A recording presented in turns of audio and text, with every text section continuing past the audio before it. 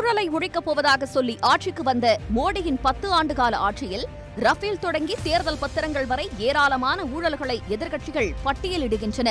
ஒன்றிய அரசின் அமைப்பான CAGA மோடி ஆட்சியில் 7.5 லட்சம் கோடி ரூபாய் அளவுக்கு ஊழல் நடந்திருப்பதை அம்பலப்படுத்தியது. PM கேர்ஸ் என்ற பெயரில் கொரோனா காலத்தில் திரட்டிய ஆயிரக்கணக்கான கோடி ரூபாய் நிதி எங்கே போனது என்று எதிர்க்கட்சிகள் கேள்வி எழுப்புகின்றன. இந்தியா கூட்டணி ஆட்சி அமைந்ததும் மோடி ஆட்சியில் ஊழல்கள் அனைத்தும் விசாரணைக்கு எடுத்துக் கொள்ளப்படும் என்று ராகுல் காந்தி உறுதியளித்துள்ளார். மோடியின் 10 ஆண்டுகால ஆட்சியில் மெகா ஊழல்கள் என விமர்சிக்கப்பட்டவை எவை, அதன் பின்னணி என்ன என்பதை இப்போது விரிவாக பார்க்கலாம்.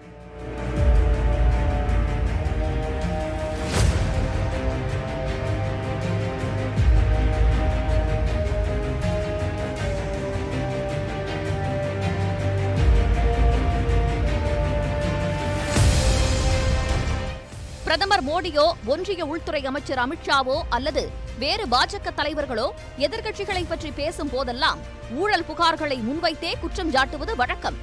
எதிர்க்கட்சிகளை இவ்வாறு குற்றம் சாட்டுவதன் மூலம் ஊழலற்ற தூய்மையான கட்சியாக பாஜகவை முன்னிலைப்படுத்தும் பாணியை தொடர்ந்து கடைபிடிக்கிறார்கள். ஆனால் பிரதமர் மோடியின் ஆட்சி காலத்தில் திமுக, காங்கிரஸ் உள்ளிட்ட எதிர்க்கட்சிகள் ஏராளமான ஊழல் குற்றச்சாட்டுகளை கூறியுள்ளன. தேர்தல் பிரச்சாரங்களில் மோடி அரசு மீதான ஊழல் புகார்களும் அதிகளவில் பட்டியலிடப்படுகின்றன. ஊழலை பற்றி பேச பிரதமர் மோடி வெட்கப்பட வேண்டாமா? ஊழலுக்கு ஒரு பல்கலைக்கழகம் அமைத்தால் அதற்கு வேந்தர் மோடிதான் என முதலமைச்சர் மு.க. ஸ்டாலின் விமர்சித்துள்ளார். ஊழலை பத்தி பேசுறதுக்கு பிரதமர் வெட்கப்பட வேண்டாமா? ஊழலுக்கு ஒரு யூனிவர்சிட்டி கட்டினா அதுக்கு வேந்தரா இருக்கக்கூடியவர் யாருன்னு கேட்டீங்கன்னா அவருக்கு தான் அந்த தகுதி முழுசா இருக்கு. தேர்தல் பத்திரம்னு ஒரு நடைமுறையை கொண்டு வந்து ஊழலை சட்டபூர்வமாக்கினது யாரு? நீங்க தானே. மற்ற கட்சிகளும் அதில் நிதி வாங்கியிருக்கோம்னா நீங்க அந்த நடைமுறையை கொண்டு வந்தது தான் காரணம். ஆனால் நீங்க எப்படி நிதி வாங்கினீங்க? ED, IT, CBIன்னு உங்க கூட்டணி அமைப்புகள் மூலமா ரைடு விட்டு மிரட்டி தேர்தல் பத்திரங்களை பெற்று பணம் பறிச்சது பாஜக. ஏதோ தேர்தலுக்காக மட்டும் மோடி அரசு மீது ஊழல் குற்றச்சாட்டுகள் கூறப்படவில்லை.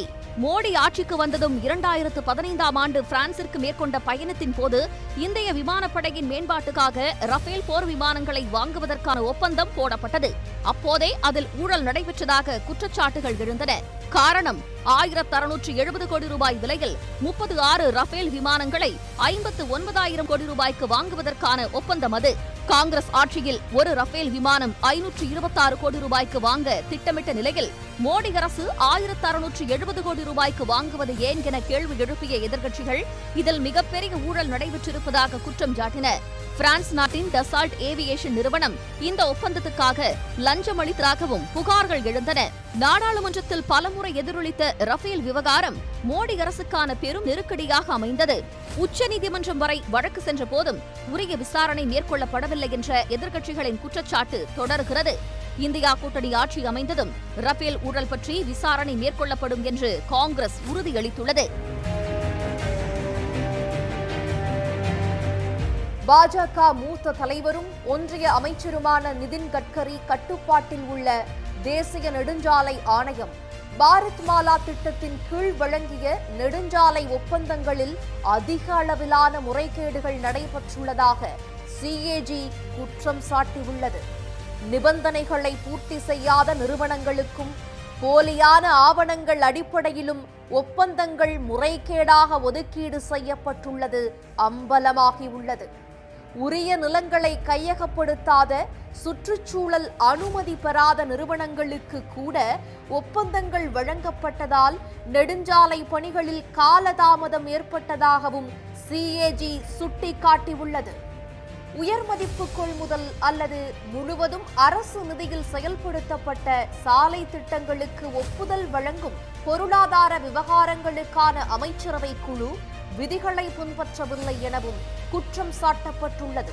ஒன்றிய அமைச்சரவையால் அனுமதிக்கப்பட்ட அளவை தாண்டி 82% கூடுதல் நிதியை பாரத் மாலா திட்டத்திற்கு பயன்படுத்தியதும் தெரிய வந்துள்ளது. பாரத் மாலாவை சாதனை திட்டமாக காட்டிக்கொள்வதற்காக பிற முக்கிய திட்டங்களுக்காக ஒதுக்கப்பட்ட சுமார் 1.5 லட்சம் கோடி ரூபாயை திருப்பிவிட்டதும் சிஏஜி அறிக்கையில் அம்பலமாகியுள்ளது. குறிப்பாக 2017 2021 காலகட்டத்தில் டெல்லி மற்றும் குர்கான் இடையே 14 வழி கொண்ட துவாரகா விரைவுச்சாலை அமைத்ததில் பெரும் முறைகேடு நடந்திருப்பதாக கூறப்பட்டுள்ளது. அதாவது சுமார் 29 கிலோமீட்டர் தொலைவிற்கு திட்டமிடப்பட்ட துவாரகா விரைவுச்சாலை பணிகளுக்கு 1 கிலோமீட்டருக்கு 18 கோடியே 20 லட்சம் ரூபாய் வீதம் ஒதுக்கீடு செய்ய ஒன்றிய அமைச்சரவையின் பொருளாதார விவகாரங்கள் குழு ஒப்புதல் அளித்தது. ஆனால் அதற்கு மாறாக ஒன்றிய சாலை போக்குவரத்து துறை 1 கிலோமீட்டருக்கு 250 கோடி ரூபாயை, அதாவது 14 மடங்கு ஒப்பந்ததாரருக்கு வழங்கியிருப்பது சிஏஜி அறிக்கையில் அம்பலமாகியுள்ளது. 18 கோடி ரூபாயில் அமைக்க வேண்டிய 1 கிலோமீட்டர் சாலைக்கு 250 கோடி ரூபாயை ஒதுக்கீடு செய்திருப்பது நாட்டையே அதிர்ச்சிக்குள்ளாக்கியுள்ளது. முதலில் இந்த திட்டத்தின் செலவு 528.8 கோடி ரூபாயாக இருந்த நிலையில் பின்னர் 7,287 கோடி ரூபாயாக அதிகரிக்கப்பட்டுள்ளதன் மூலம் முறைகேடு நடந்துள்ளது அம்பலமாகியுள்ளது. சாலை அமைப்பதிலே இருந்த முறைகேடுகள் அதான் உங்களுக்கு தெரியும். 1 கிலோமீட்டருக்கு 18 கோடி ரூபாய் செலவு என்று தோராயமாக மதிப்பீடு செய்யப்படுகிறது. ஆனால் இவர்கள் ஏறக்குறைய 250 கோடிக்கு 1 கிலோமீட்டர் சாலை செலவாகி இருப்பதாக கணக்கு எழுதியிருக்கிறார்கள் என்று சொல்கிறார்கள். நீங்கள் நிலவுக்கு இப்போ இந்த ராக்கெட் போயிருக்கு, விக்ரம் லேண்டர் போய் இறங்கியிருக்கு, அதுக்கே 650 கோடி தான். 650 கோடிக்கு நிலாவுக்கே விக்ரம் லேண்டரை அனுப்ப முடியுது. ஆனால் தேசிய நெடுஞ்சாலையில் 2.5 கிலோமீட்டர் தான் 650 கோடிக்கு சாலை அமைக்கப்படுது என்ற புள்ளி விவரம் நாட்டையே அதிர்ச்சிக்குள்படுத்துது. அதே போல் முறையாக டிபிஆர் திட்ட மதிப்பீட்டு அறிக்கை பெறாமலேயே சாலைகள் அமைக்கப்படுது. இப்போ நம்ம மதுரை எய்ம்ஸை பார்க்குறோம். 4.5 வருஷமாக ஒரு டிபிஆர் முறையாக தயார் பண்ணி ஜெய்காட்டை கொடுத்து திட்டத்தை ஆரம்பிக்கிறதுக்கு எத்தனை காரணங்களை சொல்கிறாங்க. ஆனால் பாரத் மாலா ஸ்கீமில் தேசிய நெடுஞ்சாலையில் பல சாலைகள் டிபிஆர் பெறுவதற்கு முன்பே துவக்கப்பட்டு அதுக்கு பிறகு நடந்ததான குற்றச்சாட்டுகள் வைக்கப்படுகிறது. நெடுஞ்சாலை திட்ட மதிப்பீடை அதிகரிப்பதற்காக தேவையின்றி உயர்மட்ட பாலம் அமைக்கப்பட்டிருப்பதாகவும் தணிக்கைத்துறை குற்றம் சாட்டியுள்ளது. இதேபோல் பல்வேறு சாலை பணிகளுக்கான டெண்டர் தகுதியற்ற ஒப்பந்ததாரர்களுக்கு வழங்கப்பட்டிருப்பதாகவும் சிஏஜி அறிக்கையில் தெரிவிக்கப்பட்டுள்ளது. குறிப்பாக பாரத் மாலா திட்டங்களுக்காக செலவிட வேண்டிய 3,598 கோடி ரூபாய் வேறு பணிகளுக்காக திருப்பிவிடப்பட்டுள்ளதாகவும் அதிக விலையை சமன் செய்வதற்காக என்று கூறி ஒப்பந்ததாரர்களுக்கு 99 கோடி ரூபாய் கூடுதலாக வழங்கப்பட்டிருப்பதாகவும் தணிக்கை அறிக்கையில் குற்றம் சாட்டப்பட்டுள்ளது. இது மட்டுமின்றி தமிழ்நாட்டில் நத்தம் செட்டிக்குளம் இடையேயான தேசிய நெடுஞ்சாலை திட்டம் உட்பட 10 திட்டங்களுக்கு சந்தை விலையை விட பெருமளவு குறைவாக டெண்டர் கோரிய ஒப்பந்ததாரர்களுக்கு பணிகள் வழங்கப்பட்டுள்ளதால் அத்திட்டங்களின் தரம் குறித்து சிஏஜி கேள்வி எழுப்பியுள்ளது.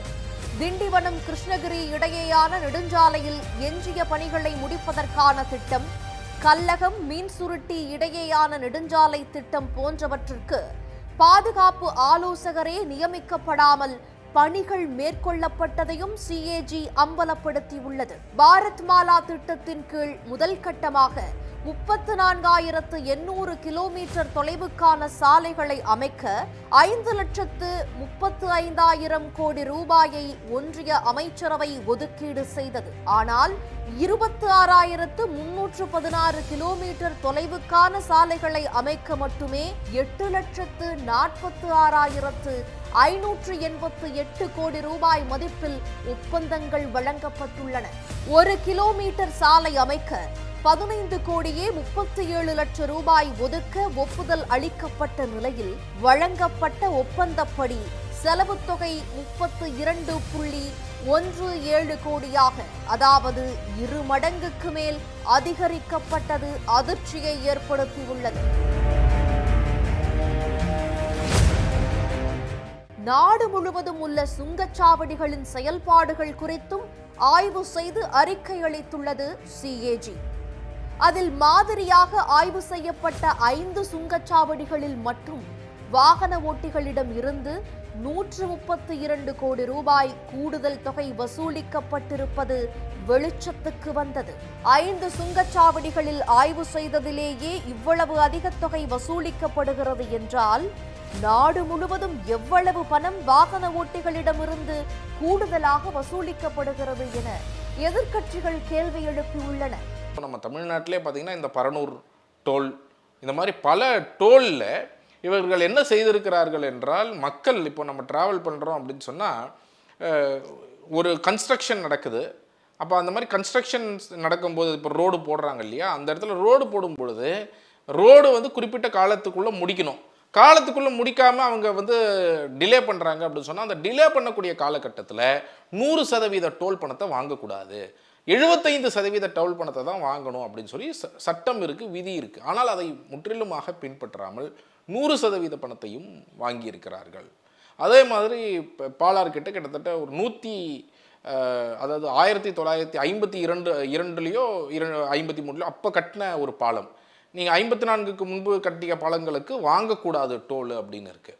ஆனால் அந்த பாலத்திற்கும் சேர்த்து இவர்கள் 10 மடங்கு அந்த மல்டிப்ளையிங் ஃபேக்டரை போட்டு இவங்க கலெக்ஷன் பண்ணிட்டு இருக்கிறாங்க, டோல் கலெக்ஷன் பண்ணிட்டு இருக்கிறாங்க அப்படிங்கிற விவரங்களும் வெளிவந்திருக்கு. இதனால் மக்களுக்கு ஏற்பட்ட இழப்பு, இந்த மாதிரி நம்ம தினமும் போயிட்டு வரக்கூடிய மக்களுக்கே 150 கோடி ரூபாய் இந்த மாதிரி பல டோல்கேட்டில் இழப்பு ஏற்பட்டிருக்கு அப்படிங்கிறதையும், பல டோல்கேட் சேர்த்து இழப்பு ஏற்பட்டிருக்கிறது என்பதையும் அவர்கள் வெளிக்கொண்டு வந்திருக்கிறாங்க.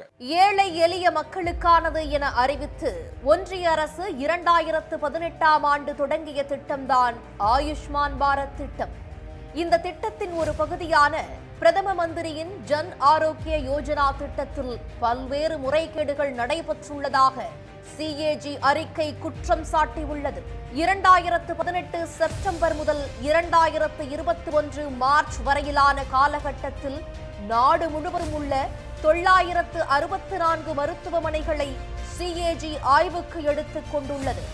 இந்த ஆய்வில் ஒரே நேரத்தில் பல மருத்துவமனைகளில் ஒருவரே அனுமதிக்கப்பட்டதாக காப்பீடு கோரியது அம்பலமாகியுள்ளது.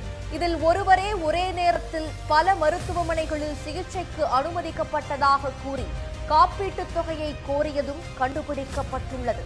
இதையெல்லாம் விஞ்சும் வகையில் உயிரிழந்தவர்களுக்கு சிகிச்சை அளிக்கப்பட்டதாக கூறி சுமார் 88,670 பேர் காப்பீடு தொகை பெற்றுள்ளதும் வெளிச்சத்துக்கு வந்துள்ளது. முறைகேடு நடைபெற்றதாக தேசிய சுகாதார மையத்தால் முடக்கப்பட்ட 11 லட்சம் காப்பீடு அட்டைகளுக்கும் கூட மாநில சுகாதார அமைப்புகள் காப்பீட்டுத் தொகையை வழங்கியுள்ளதாகவும் CAG சுட்டிக்காட்டியுள்ளது.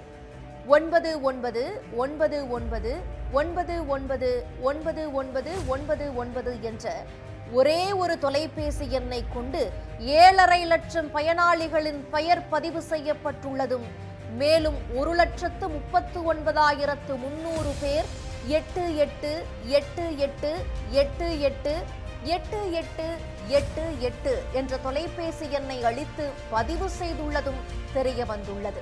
பிரதமரின் மருத்துவ காப்பீட்டு திட்டத்தில் சுமார் 9 லட்சம் பேர் தொலைபேசி எண்ணையே கொடுக்காமல் பதிவு செய்துள்ளது அதிர்ச்சியை ஏற்படுத்தியுள்ளது.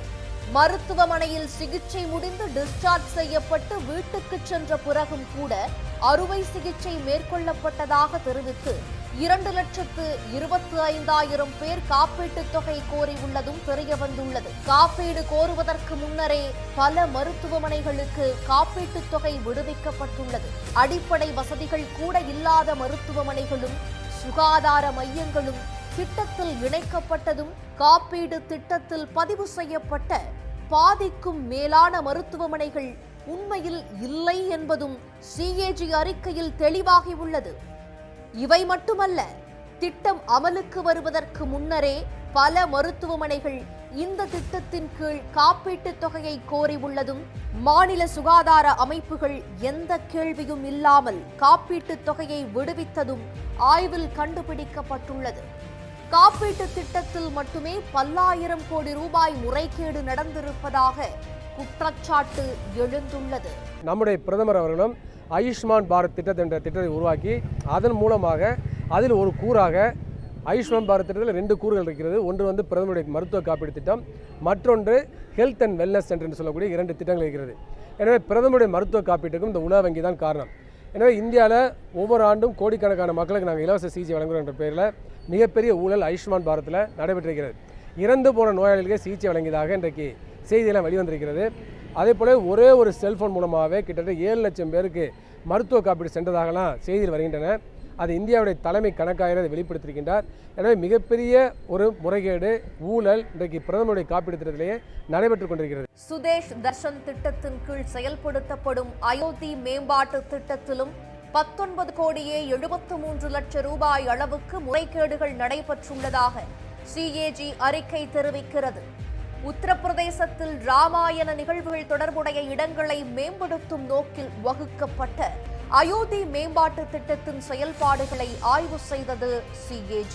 அப்போது 62 கோடியே 17 லட்சம் ரூபாய்க்கான ஒப்பந்தம் எடுத்த நிறுவனம் உத்தரவாத தொகையாக 3 கோடியே 11 லட்சம் ரூபாய் செலுத்த வேண்டிய நிலையில் வெறும் 1 கோடியே 86 லட்சம் ரூபாய் மட்டுமே செலுத்தியது கண்டுபிடிக்கப்பட்டுள்ளது.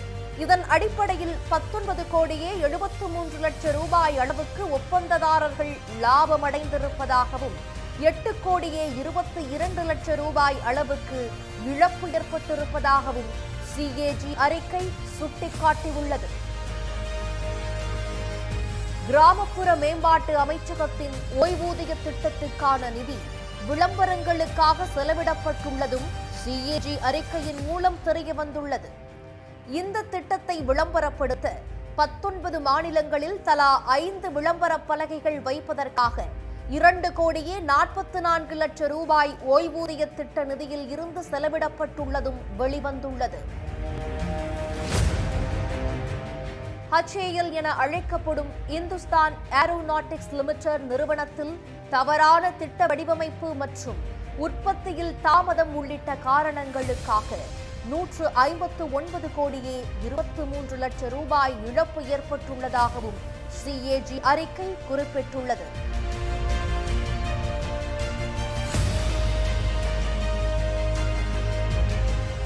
இவை மட்டுமின்றி ஒன்றிய அரசால் மிக பெரும் விளம்பரத்துடன் தொடங்கப்பட்ட உதான் என்ற விமான சேவை திட்டம் படுதோல்வி அடைந்துள்ளதாகவும் CAG ஆய்வறிக்கை அம்பலப்படுத்தியுள்ளது.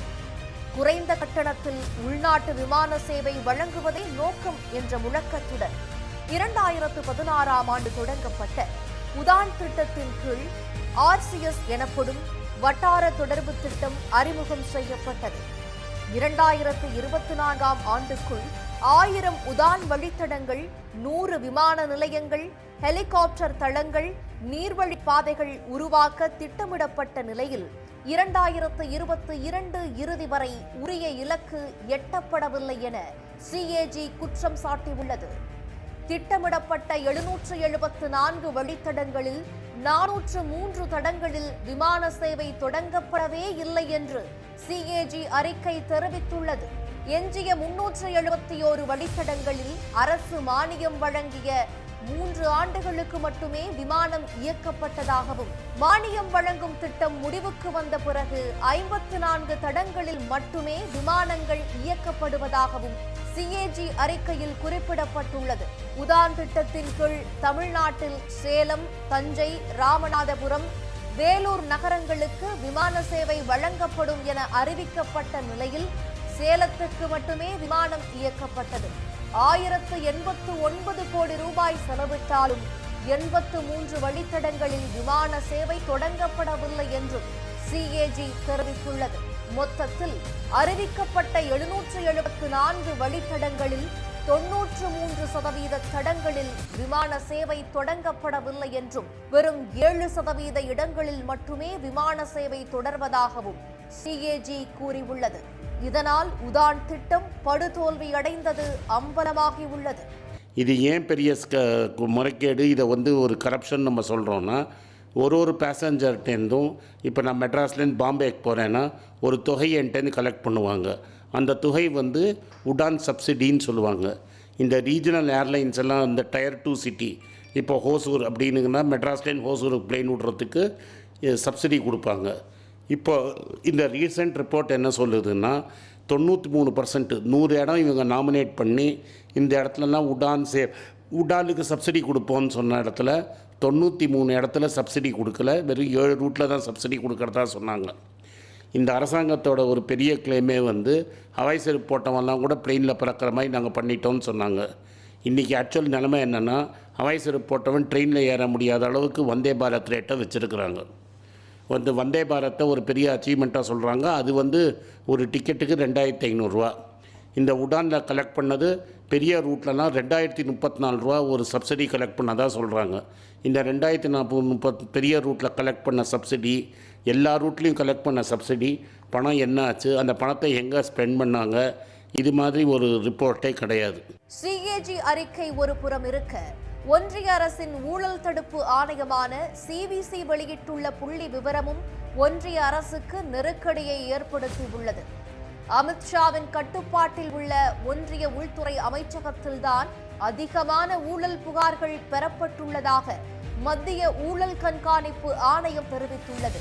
கடந்த ஆண்டில் ஒன்றிய அரசின் அனைத்து துறைகள் மற்றும் அமைப்புகளில் பணியாற்றும் அதிகாரிகள் மற்றும் ஊழியர்களுக்கு எதிராக 1,15,203 ஊழல் புகார்கள் பெறப்பட்டுள்ளதாகவும், அதில் உள்துறை அமைச்சக அதிகாரிகள் மற்றும் ஊழியர்களுக்கு எதிராக மட்டும் அதிகபட்சமாக 46,643 ஊழல் புகார்கள் வந்துள்ளதாகவும் ஊழல் கண்காணிப்பு ஆணையம் கூறியுள்ளது. இதேபோல் ரயில்வே துறையில் 10,000த்திற்கும் அதிகமான ஊழல் புகார்கள் வந்துள்ளதாகவும் ஊழல் கண்காணிப்பு ஆணையம் தெரிவித்துள்ளது. சிஏஜி அறிக்கையை சுட்டிக்காட்டி காங்கிரஸ் உள்ளிட்ட எதிர்க்கட்சிகள் ஒன்றிய அரசுக்கு கண்டனங்களை தெரிவித்து வருகின்றன. காங்கிரஸ் தலைவர் மல்லிகார்ஜுன கர்கே பாஜகவின் ஊழல் மற்றும் கொள்ளை இந்திய நாட்டையே நரகத்திற்கு அழைத்துச் செல்வதாக கடுமையாக விமர்சித்துள்ளார். 75 ஆண்டு கால சுதந்திர இந்தியாவில் இதுவரை நடைபெற்ற அனைத்து ஊழல்களின் சாதனைகளையும் மோடி அரசு முறியடித்துள்ளதாக டெல்லி முதலமைச்சர் அரவிந்த் கெஜ்ரிவால் சாடியுள்ளார். இந்தியாவில் ஊழலை ஒழித்தே தீருவேன் என தொடர்ந்து பேசிக் கொண்டிருக்கும் பிரதமர் மோடிக்கு ஊழலை பற்றி பேசுவதற்கு தகுதி இருக்கிறதா என முதலமைச்சர் மு.க. ஸ்டாலின் கேள்வி எழுப்பியுள்ளார். பிரதமர் மோடி அவர்களை பார்த்து அடக்கத்தோடு கேட்க வரும்போது ஊழலை பற்றி பேசுவதற்கு யோக்கியதை பிரதமராக இருக்கக்கூடிய மோடிக்கு உண்டா? ஊழலை ஒழிக்க போறோம் அப்படின்னு இன்னைக்கு பேசிக்கிட்டு இருக்கிறாங்க, நடிச்சுக்கிட்டு இருக்கிறாங்க.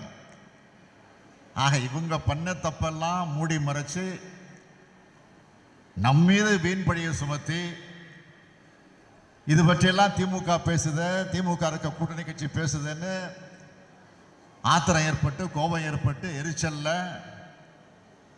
நம்மை பழிவாங்குவதற்காக இன்றைக்கு சிபிஐ, அமலாக்கத்துறை, வருமான வரித்துறைன்னு நம்மளை எல்லாம் மிரட்டி பார்க்கிறாங்க.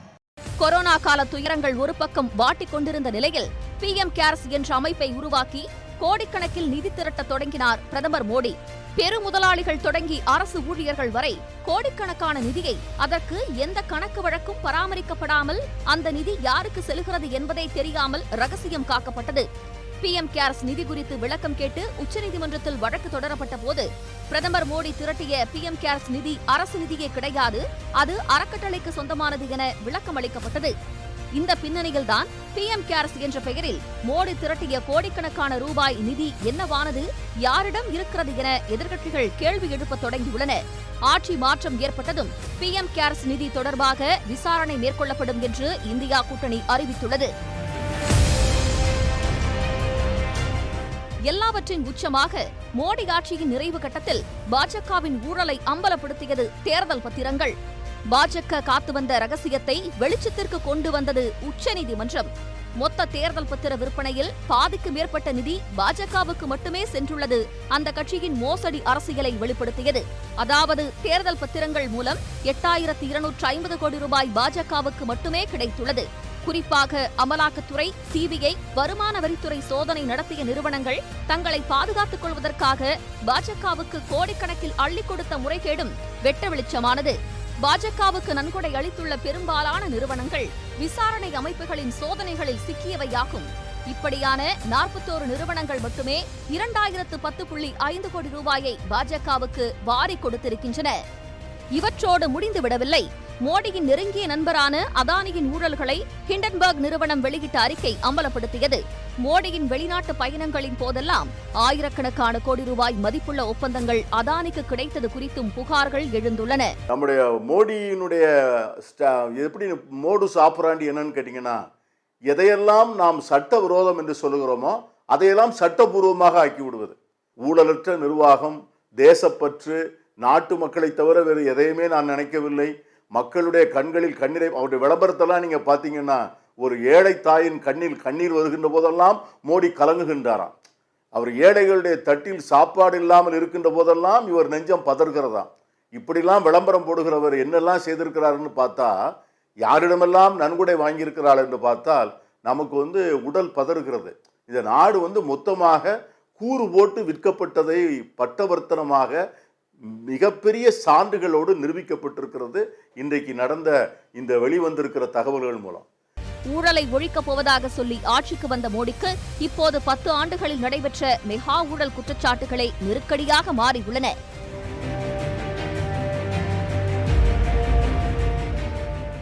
உடனுக்குடன் செய்திகளை தெரிந்து கொள்ள சன் நியூஸ் பெல் ஐகானை கிளிக் பண்ணுங்க.